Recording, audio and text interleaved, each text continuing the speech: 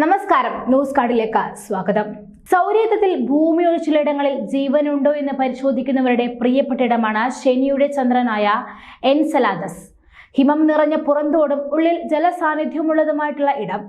ഇപ്പോഴിതാ ശ്രദ്ധേയമായൊരു പഠനം പുറത്തു വരികയാണ്.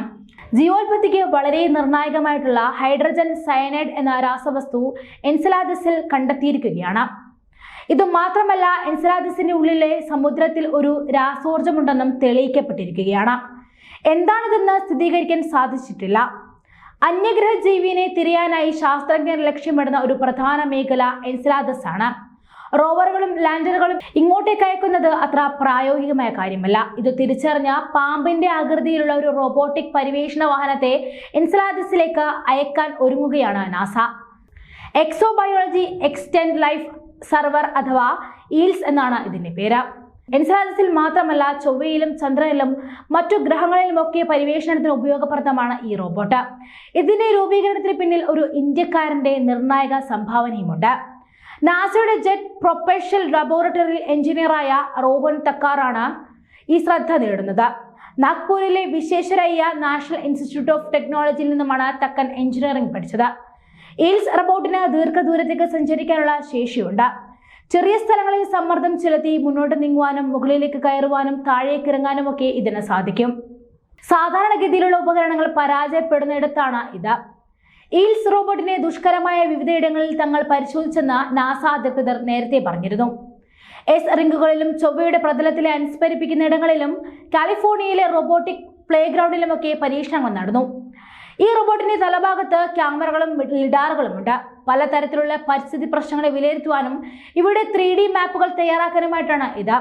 ശനിയുടെ ചന്ദ്രന്റെ സ്ഥിതി ഉപയോഗിക്കാൻ പോകുന്ന ഒരു റോബോട്ടിക് പ്രോബായതിനാൽ ഇതിന് സിഗ്നൽ വളരെ സമയമെടുത്തായിരിക്കും കിട്ടുന്നതെന്ന് ശാസ്ത്രജ്ഞർ പറയുന്നു. ഇതിനാൽ തന്നെ സ്വയം ചിന്തിക്കുവാനും പ്രവർത്തിക്കാനുമുള്ള ശേഷിയും ഈൽസിനുണ്ട്. ശനിയെ ചുറ്റുന്ന അനേകം ചന്ദ്രന്മാരിൽ ഒന്നാണ് എൻസെലാദസ്. ഹിമത്തിന്റെ പുറന്തോടുള്ള ഈ ഭാഗത്തിന് ആദ്യം ശാസ്ത്രലോകത്ത് അത്ര ശ്രദ്ധയൊന്നും ലഭിച്ചില്ല. എന്നാൽ ഈ ഹിമപാളിയുടെ അടിവശം സമുദ്രമുണ്ടെന്ന കണ്ടെത്തലിലാണ് ഇവിടെ ഉണ്ടാകാൻ സാധ്യതയുള്ള ജീവിവർഗങ്ങളെക്കുറിച്ച്, പ്രത്യേകിച്ച് സൂക്ഷ്മകോശ ജീവികളെക്കുറിച്ചുള്ള ആകാംക്ഷ ശാസ്ത്രജ്ഞരിൽ നിറച്ചത്. 1789 പ്രശസ്ത ബ്രിട്ടീഷ് ജ്യോതിശാസ്ത്രജ്ഞനായ വില്യം ഹെർഷലാണ് എൻസെലാദസ് കണ്ടെത്തിയത്. 198 ഡിഗ്രി സെൽഷ്യസ് ആണ് ഇതിന്റെ ഉപരിതല താപനില. നമ്മുടെ ചന്ദ്രന്റെ 7 വലുപ്പം മാത്രമാണ് ഇതിനുള്ളത്. കസിനി വോയേജർ എന്ന ഉപഗ്രഹങ്ങൾ പേടകങ്ങൾ നേരത്തെ എൻസെലാദസിൽ പരീക്ഷണം നടത്തിയിട്ടുണ്ട്. 100-ലധികം ചന്ദ്രന്മാരുള്ള ഗ്രഹമാണ് ശനി. എൻസെലാദസിൽ മാത്രമല്ല, ശനി ഗ്രഹത്തിന്റെ മറ്റൊരു ചന്ദ്രനായ ടെറ്റനിലും നിരീക്ഷണങ്ങൾ നടത്താൻ ശാസ്ത്രജ്ഞർക്ക് പദ്ധതിയുണ്ട്.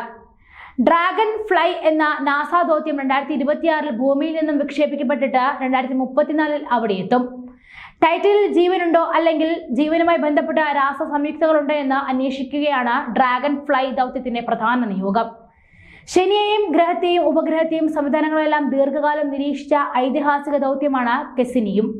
ടൈറ്റനിൽ ഇറങ്ങി റോവർ ദൗത്യമായി ഹൈഡ്രജനും നൽകിയ വിവരങ്ങളുടെ അടിസ്ഥാനത്തിലാണ് ഡ്രാഗൺ ഫ്ലൈ നാസ രൂപകൽപ്പന ചെയ്തത്. 24 ചന്ദ്രന്മാരെയാണ് ശനിയുടെ സ്വാഭാവിക ഉപഗ്രഹങ്ങളായി കണ്ടെത്തിയിട്ടുള്ളത്.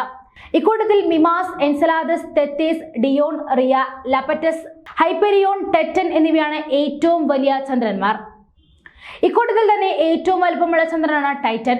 ഷാങ്ക്രില എന്ന് പേരിട്ടിരിക്കുന്ന ടൈറ്റനിലെ മേഖലയാണ് ഡ്രാഗൺ ഫ്ലൈ ആദ്യം പറന്നിറങ്ങുക. തുടർന്ന് പലയിടങ്ങളിലെ പറന്ന് സാമ്പിളുകൾ ശേഖരിച്ച വിവരങ്ങൾ വിലയിരുത്തും. ഓരോ പറക്കലും 8 മീറ്ററോളം നീണ്ടു നിൽക്കുന്നതാണ്.